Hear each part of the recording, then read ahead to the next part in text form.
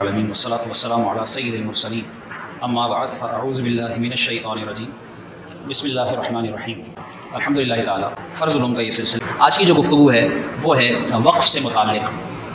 اب جس طرح میں نے پچھلا ایک لفظ ذکر کیا لقطہ اور لقیط، کتنے لوگوں کو نہیں معلوم ہوگا کہ یہ کیا ہے، حالانکہ یہ فرض ہے اور اس کا ہم میں سے ہر ایک سے کبھی نہ کبھی واسطہ تعلق پڑ ہی جاتا ہے۔ لقطہ کہتے ہیں کہ پڑی ہوئی کوئی چیز مل گئی کسی کو تو وہ لقطہ ہے۔ اب اس کے احکام ہیں، اس کو اٹھا سکتے ہیں یا نہیں،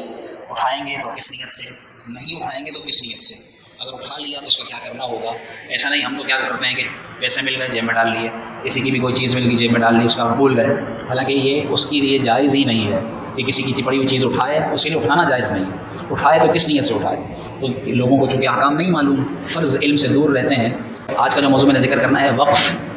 تو وقف کے بارے میں لوگ جو ہے وہ جس طرح کرسیاں مسجد میں رکھی ہوئی ہیں، بہت ساری چیزیں مسجد میں لوگ خرید کر رکھتے ہیں، یعنی مسجد انتظامیہ چندے سے نہیں خریدتی، لوگ رکھ جاتے ہیں، تو یہ رکھ دینا کیا ہے، یہ وقف کر دیا اس نے، یہ مصلی وقف کیا ہوا ہے، یہ کسی نے وقف کیا ہوا ہے۔ اسی طریقے سے یہ کسی نے دیا ہوگا، اگر کسی نے دیا تو یہ وقف کیا ہوا ہے۔ تو مسجد کی زمین کسی نے دی ہوگی، وقف کی ہوئی ہے، مسجد کے اندر لوگ قرآن پاک رکھ کر چلے جاتے ہیں، یہ وقف کر دیا، تو یہ وقف کیا ہے، اس کے بارے میں ہمیں معلوم کرنا ہے۔ علماء اس کے بارے میں لکھتے ہیں اور رسول اللہ صلی اللہ علیہ وسلم کی احادیث ہیں۔ آپ صلی اللہ علیہ وسلم نے ارشاد فرمایا انسان مر جاتا ہے مگر اس کے 3 کام ایسے ہیں جو اس کے مرنے کے بعد بھی ختم نہیں ہوتے۔ ویسے تو ہم مر جاتے ہیں، ہماری سانس رک گئی، ہمارے کپڑے تک اتار لیے جاتے ہیں، ہمارا نہیں رہتے، ہمارا مال سارے اس پر قبضہ کرتے ہیں، گاڑی، بینک کے اندر پڑے ہوئے ہیں پیسے، ہمارے پلاٹ، ہمارے مکان، سارے کیسے اس پر قبضے جھپٹتے ہیں، لیکن 3 اعمال ایسے ہیں جو مرنے کے بعد بھی جاری رہتے ہیں۔ آپ صلی اللہ علیہ وسلم نے ارشاد فرمایا پہلا صدقہ جاریہ، کہ جو مثلا کسی نے مسجد بنا دی تو یہ اس کا مسجد بنا دینا صدقہ جاریہ، وہ مر جائے گا دینے والا، لیکن اس کے مرنے کے بعد بھی اس کی بنائی ہوئی مسجد میں لوگ جب تک نماز پڑھتے رہیں گے اللہ تعالیٰ اس کو نماز کا ثواب عطا فرماتا رہے گا۔ کتنی پیاری بات ہے، کتنی پیاری بات ہے۔ اور ایک بالشت بھر زمین دینا یہ بھی بڑے ثواب کا حامل ہے۔ ارے جو مسجد بنا نہیں سکتا، مسجد سے ایک مٹھی مٹی تو نکال سکتا ہے۔ آپ صلی اللہ علیہ وسلم نے ارشاد فرمایا مسجد کی صفائی، جو ہم سمجھتے ہیں کہ صرف خادم کی ذمہ داری ہے، حالانکہ مسجد کی صفائی کتنا ثواب کا کام ہے۔ فرمایا جو ایک مٹھی مٹی جتنی مٹی نکالتا ہے تو فرمایا اس کو جنت میں اللہ تعالیٰ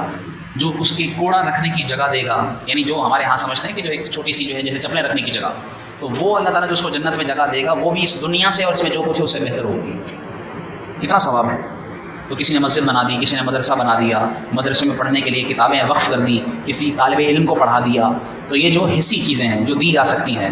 تو اس طرح جب تک وہ نیک کام ہوتا رہتا ہے اس دینے والے کو ثواب ملتا رہتا ہے۔ دوسرے نمبر پر علم، جس سے اس کے مرنے کے بعد لوگوں کو نفع پہنچتا رہتا ہے، جیسے کسی استاد نے طالب علم کو پڑھا دیا، اب اس کا وہ پڑھایا ہوا، جیسے کسی نے مثال کے طور پر نماز سکھا دی، کسی نے اس کو زکوٰۃ کا مسئلہ بتا دیا، حج سکھا دیا، اب وہ سکھانے والا تو مر گیا، لیکن اس سے سیکھ کر وہ اس کے علم کے مطابق جب تک عمل کرتا رہے گا مرنے والے کو اللہ تعالیٰ ثواب عطا فرماتا رہے گا۔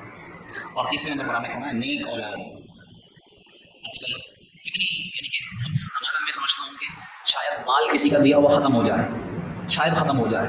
مثال کے طور پر کسی نے کسی جگہ مسجد بنائی، اس جگہ زلزلہ آ گیا، وہ مسجد دہ پڑی، نہ رہی وہاں پر، کیونکہ ایک وقت آتا ہے کہ 100 سال کے بعد بسا اوقات کہیں کچھ چیز ہوتی ہے، پھر 100 سال کے بعد وہ چیز وہاں نہیں رہتی۔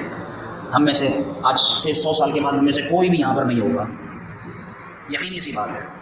ہے نا۔ تو 100 سال کے بعد بہت کچھ بدل جاتا ہے، صدیاں بدلنے سے، صدی بدلنے سے سب کچھ بدل جاتا ہے، لیکن اولاد ایسی چیز ہے کہ جو انسان کی نسل در نسل جاری رہتی ہے، یعنی اس کا خون، آپ کہیں گے کہ ہاں کسی کے یہاں بیٹا نہ ہو، بیٹیاں ہوں، تو ارے بھائی بیٹی بھی ہے تو اس کا خون اس کی اولاد میں تو جائے گا۔ ہاں کسی کی نہ بیٹی نہ رہی، نہ بیٹے رہتے تو اولاد ہی نہ رہی، تو اولاد بھی آپ صلی اللہ علیہ وسلم نے فرمایا کہ سب سے بڑا صدقہ جاریہ ہے، مرنے کے بعد جو اپنے ماں باپ کے لیے کم از کم دعا کرے تو وہ بھی اس کے لیے صدقہ جاریہ ہے۔ انسان مر جاتا ہے لیکن جب اس کی اولاد اس کے لیے دعا کرتی ہے، اس مرے ہوئے ماں باپ کو اس کی قبر میں اللہ تعالیٰ اس کی اولاد کی دعا کی برکت سے رحمتیں سکون عطا فرماتا ہے۔ کیسی بڑی پیاری بات ہے۔ تو ہمارا اصل فرمایا تو ہماری اولاد ہے۔ آج اولاد پر لوگ کتنا توجہ دیتے ہیں، اگر دیتے بھی ہیں تو دنیا کے لیے، ہم کہتے ہیں اس کا مستقبل بنا دیں، مستقبل بنانے کے لیے اس کو اچھا پڑھانا لکھانا، دنیا کی تعلیم، یہ سمجھتے ہیں کہ یہ ضروری، اس کو اچھا بینک بیلنس دے دیں، اس کو اچھی جائیداد بنا کر دے دیں، یہ صدقہ جاریہ نہیں بنے گا ہمارے لیے صدقہ جاریہ بنے گا اس کی اچھی تربیت، اس کی دین کے مطابق تعلیم، وہ جو اس کے اوپر عمل کر کے وہ دین کے مطابق عمل کرتا رہے، کم از کم مرنے کے بعد۔ دیکھیے نا کہ جو ایک حافظ قرآن اور ایک طرف جس نے ڈگریوں کے بلندے تیار کیے ہوئے ہوں، تو وہ مرنے کے بعد باپ کی قبر پر اگر وہ ڈگریاں ایک ایک کر یوں برسائے، اس باپ کو سکون نہیں ملے گا، لیکن بچہ جو اس نے حافظ بنایا ہوگا، وہ حافظ بچہ صرف باپ کی قبر پر آ کر بھی کھڑا ہوگا، اللہ اس کے آنے کی برکت سے بھی اس کے باپ کو قبر میں سکون عطا فرمائے گا، صرف آنے کی برکت سے۔ اس کو ہی کیا، کتابوں میں تو یہ روایتیں ملتی ہیں کہ جب حافظ قرآن جب کسی قبرستان کے پاس سے گزرتا ہے تو اللہ تعالیٰ اس قبرستان کے مردوں کے عذاب میں بھی کمی فرما دیتا ہے۔ کتنی بڑی بات ہے، کتنی بڑی صدقہ جاریہ کی بات ہے۔ تو یہ چھوٹی چھوٹی باتیں ہیں جو ہم سیکھ لیں، سمجھ لیں۔ ایک اور حدیث پاک وقت سے متعلق کتابوں میں لکھا ہے کہ حضرت عمر رضی اللہ تعالیٰ عنہ کو خیبر میں ایک زمین ملی، انہوں نے حضور صلی اللہ علیہ وسلم کی خدمت میں حاضر ہو کر عرض کیا، رسول اللہ صلی اللہ علیہ وسلم مجھے زمین، ایک خیبر میں زمین دی گئی ہے کہ جس سے زیادہ نفیس یعنی قیمتی مال مجھ کو کبھی نہیں ملا، آپ اس کے بارے میں کیا حکم دیتے ہیں؟ تو ارشاد فرمایا تم چاہو تو اصل کو روک لو یعنی وقف کر دو، اور اس کے منافع کو تصدق کر دو، یعنی جو چیز تمہاری ہے وہ اس کو اپنی ملکیت میں رکھو۔ مثال کے طور پر زمین ہے، اس پر کوئی کھیتی باڑی ہوتی ہے، اس پر پھل اگتے ہیں، تو اس کا جو منافع مل رہا ہے وہ تم صدقہ کر دو۔ زمین تمہاری رہے گی لیکن اس کا جو پھل اس پر پیدا ہوتا رہے گا، اس پر کھیتی آتی رہے گی، وہ جب تک صدقہ ہوتی رہے گی اللہ تعالیٰ تمہیں ثواب عطا فرماتا رہے گا۔ تو یہ وقف کا ثبوت احادیث سے ملتا ہے۔ حضرت عمر رضی اللہ تعالیٰ نے اس کو اس طور پر وقف کیا کہ اصل نہ بیچی جائے نہ ہبہ کی جائے، نہ اس میں وراثت جاری ہو، اور اس کے منافع فقراء اور رشتہ داروں اور اللہ کی راہ میں اور مسافر اور مہمان پر خرچ کیے جائیں، اور خود متولی اس میں سے معروف یعنی جو عرف کے مطابق جس طرح دوسرے لوگ لے سکتے ہیں تو جس نے وقف کیا اس میں سے وہ بھی لے سکتا ہے، یا دوسرے کو کھلائے تو حرج نہیں، بشرط یہ کہ اس میں سے مال جمع نہ کرے۔ تو یہ اصل ہیں وقف کی یہ احادیث۔ اب اس کی تعریف کیا ہے، بس یہ تعریف ذکر کر کے 5-7 منٹ میں اس گفتگو کو ہم ختم کریں گے۔ رسول اللہ صلی اللہ علیہ وسلم کی بارگاہ میں حضرت سعد بن عبادہ رضی اللہ تعالیٰ عنہ حاضر ہوئے، عرض کی یا رسول اللہ میری ماں کا انتقال ہو گیا، مگر اب میں چاہتا ہوں کہ ان کے لیے بھلائی کروں، ان کے ساتھ اچھا سلوک کروں، تو کون سا صدقہ افضل ہے؟ تو آپ صلی اللہ علیہ وسلم نے ارشاد فرمایا پانی، کہ وہاں اس وقت پانی کی کمی تھی، اس وقت لوگوں کو ضرورت تھی، تو انہوں نے ایک کنواں خریدا، کھدوایا باقاعدہ، اور یہ کہا کہ یہ سعد کی ماں کے لیے ہے، یعنی اس کا ثواب میری ماں کو پہنچے۔ انہوں نے کہا کہ آج بھی وہ ام سعد آج بھی وہاں مدینے میں موجود ہے۔ آپ دیکھیے کم سینکڑوں سال پہلے وہ کنواں حضرت سعد نے اپنی ماں کے لیے کھدوایا تھا، آج بھی اس کے قطرے قطرے کا ثواب ان کی والدہ کو پہنچ رہا ہے۔ تو اس طرح ایسے نیک کام جو جاری ہو جائیں۔ حضرت عثمان غنی رضی اللہ تعالیٰ عنہ نے کتنا کچھ مسلمانوں کے لیے صدقہ و خیرات کیا کہ ان کے لیے وقف کر دیتے تھے۔ مسجد نبوی میں دیکھیے کہ رسول اللہ صلی اللہ علیہ وسلم کے ساتھ حضرت ابوبکر صدیق رضی اللہ تعالیٰ عنہ نے اور دیگر صحابہ نے کس طرح تعمیرات میں حصہ لیا۔ تو جو جس حیثیت کے ساتھ اللہ کی راہ میں کچھ وقف کر سکے وہ کرے۔ تو اس میں تو بڑی تفصیلی احادیث موجود ہیں، اس کا خلاصہ یہ کر دیتا ہوں کہ وقف کہتے ہیں کسی چیز کو، کوئی بھی چیز چاہے پیسے ہوں، کپڑے ہوں، اپنے استعمال کی کوئی چیز ہو، کسی کی سواری ہو، کسی کی کوئی بھی جس سے فائدہ اٹھایا جا سکتا ہو، تو وہ استعمال کی چیز یا جو بھی چیز ہے اس کو اپنی ملکیت سے خارج کر دے بندہ کہ اب یہ میری نہیں ہے، اب یہ میں نے اللہ کے لیے چھوڑ دی، اور اللہ کی ملک اس طرح کر دے کہ اس کا فائدہ بندگان خدا میں سے جس کو چاہے ملتا رہے، اللہ کے بندوں کے لیے چھوڑ دے۔ تو یہ کہتے ہیں، اس طرح کہتے ہیں کسی چیز کو اپنی ملکیت سے نکال کر اللہ کے لیے وقف کر دینا، یہ ہے وقف کرنا۔ اور یہ بھی بہت سارے اس کے احکام ہیں، اس کے فرض احکام ہیں۔ اس کی علماء نے یہ تفصیل لکھی ہے کہ اب جس نے مثال کے طور پر کس نے کرسی مسجد کے لیے دے دی، اب وہ مسجد کے لیے وقف ہو گئی، اب وہ ہمیشہ اس مسجد کی ہے، اب اس کو کوئی اپنے گھر نہیں لے کر جا سکتا، اس کرسی کو کوئی بیچ نہیں سکتا، اس کرسی کو کسی بندہ کسی جگہ باہر استعمال نہیں کر سکتا۔ وہ جس کام کے لیے وقف ہوئی ہے، جیسے مثال کے طور پر کہ مسجد کے اندر جو بھی کسی کے کام آ سکے، چاہے وہ پڑھانے والے کے یا کسی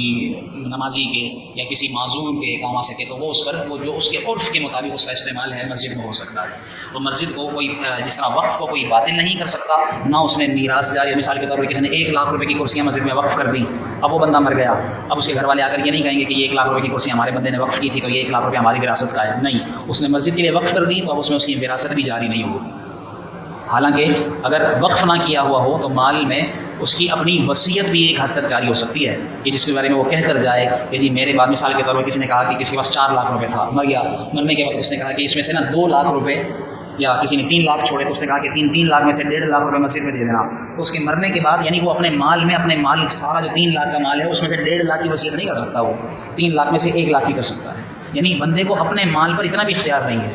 کہ وہ تہائی حصے سے زیادہ وصیت کر سکے۔ لیکن دیکھیے کہ مسجد کے لیے اگر اس نے 3 لاکھ کا 3 لاکھ وقف کر دیا اپنے جیتے جی، تو اس میں سے پھر کوئی 1 روپیہ بھی اس کے لیے نہیں لے سکتا، وہ سارا مسجد کا ہو گیا۔ تو مطلب یہ کہ وقف کی اتنی زیادہ اہمیت ہے کہ جو اللہ کی راہ میں چھوڑ دیا جائے۔ وقف کے بارے میں یہ بھی لکھا گیا کہ اسے کوئی ہبہ بھی نہیں کر سکتا کہ کوئی کسی کو اٹھا کر یوں ہی دے دے کہ چلو تم لے جاؤ، نہیں، جو چیز جہاں جس کے لیے دی گئی وہ اسی جگہ کی۔ تو اس لیے علماء لکھتے ہیں کہ وقف میں اگر نیت اچھی ہو اور وقف کرنے والا اس نے نیت کی ہو تو اللہ تعالیٰ اس نیت کرنے والے مسلمان کی اچھی نیت کی وجہ سے اسے اس وقف پر ثواب بھی عطا فرماتا ہے۔ جب تک وہ وقف رہتا ہے وہ صدقہ جاریہ رہتا ہے، صدقہ دینے والا، وہ وقف کرنے والا اس کا ثواب پاتا رہتا ہے، حتیٰ کہ بندہ مر جاتا ہے، مرنے کے بعد بھی اس کا وہ ثواب جاری رہتا ہے۔ کتنی بڑی بات ہے. اور آخری بات یہ علماء لکھتے ہیں بہترین وقت کیا ہے. اب دیکھیے بہت سارے لوگ قرآن کریم کے سیٹ رکھ کر چلے جاتے ہیں, بھری ہوئی الماریاں, پڑھنے والا کوئی نہیں ہے, اور بسا اوقات مساجد میں قرآن کریم کی بے قدری ہو رہی ہوتی ہے. تو علماء لکھتے ہیں کہ وقف وہ چیز کی جائے جس کی زیادہ ضرورت ہو, جو ضروری ہو. جیسے آپ صلی اللہ علیہ وسلم کی بارگاہ میں مختلف وقت میں مختلف صحابہ آ کر پوچھتے تھے کہ یا رسول اللہ میں کچھ صدقہ کرنا چاہتا ہوں, تو اس وقت جس کی زیادہ ضرورت ہوتی مسلمانوں کو, اس وقت آپ وہ ارشاد فرماتے. جیسے پانی کی ضرورت ہوتی تو آپ فرماتے کہ پانی صدقہ کرو. اگر کسی کو گھوڑوں کی ضرورت ہوتی کہ جہاد میں گھوڑے جائیں گے تو گھوڑوں کا فرماتے. اگر کسی کو دینار درہم کی ضرورت ہوتی درہم دینار کا فرماتے. تو جس چیز کی زیادہ ضرورت ہو, تو اس لیے ہم دیکھ لیں کہ ہم جہاں وقف کر رہے ہیں تو وہاں کس چیز کی زیادہ ضرورت ہے. جیسے اس وقت مسجد میں زیادہ ضروری ہے کہ مسجد کے اوپر چھت ڈالی جائے, جو لوگ وہاں دھوپ میں نماز پڑھتے ہیں, یا اور کسی چیز کی ایسی ضرورت ہے جیسے کھڑکیاں لگانے کی ضرورت ہے, تو جس چیز کی جہاں زیادہ ضرورت ہو وہاں وہ کام کیا جائے. یہ وقف کی علماء نے معلومات میں لکھا ہے. اور فرمایا کسی جگہ اگر مدرسے کی ضرورت ہو, جیسے مسجد ہے لیکن مدرسہ نہیں ہے, تو مدرسے کے لیے لوگ جو ہے وہ کوشش کریں کہ مدرسہ کے لیے جگہ وقف کریں, مدرسے کو تعمیر کروانے میں جو اخراجات ہوں وہ دیں. اگر مدرسہ بھی موجود ہے لیکن اس میں پڑھنے والے موجود نہیں ہیں, تو اس میں پڑھنے والے کیوں موجود نہیں ہیں؟ اس لیے کہ کوئی پڑھانے والا موجود نہیں ہے. تو پڑھانے والے کا انتظام کریں, اس کی تنخواہ کا انتظام کریں. اس میں پڑھانے والا ہے لیکن پڑھنے والے نہیں ہیں, تو پڑھنے والوں کو تھوڑی سی رغبت دینے کے لیے کہ بھائی ماہانہ تمہیں پڑھنے پر بھی تمہیں 1000 روپے دیا جائے گا, 2000 روپے دیا جائے گا, تو یوں پڑھنے والے آئیں گے اور اس طرح آ کر وہ پڑھیں گے, دین کا علم عام ہوگا. تو جس طرح جس چیز کی زیادہ ضرورت ہو وہ صدقہ کیا جائے, تاکہ اس سے ضرورت بھی پوری ہوتی رہے اور دین کا کام بھی ہوتا رہے. تو یہ تھوڑی سی معلومات ہیں. انشاءاللہ مزید معلومات وقف کے متعلق اگلے درس میں ہوگی. اللہ کریم ہمیں یہ باتیں یاد رکھنے, انہیں دوسروں تک پہنچانے کی توفیق عطا فرمائے. ملکا ہو جذبہ عطایا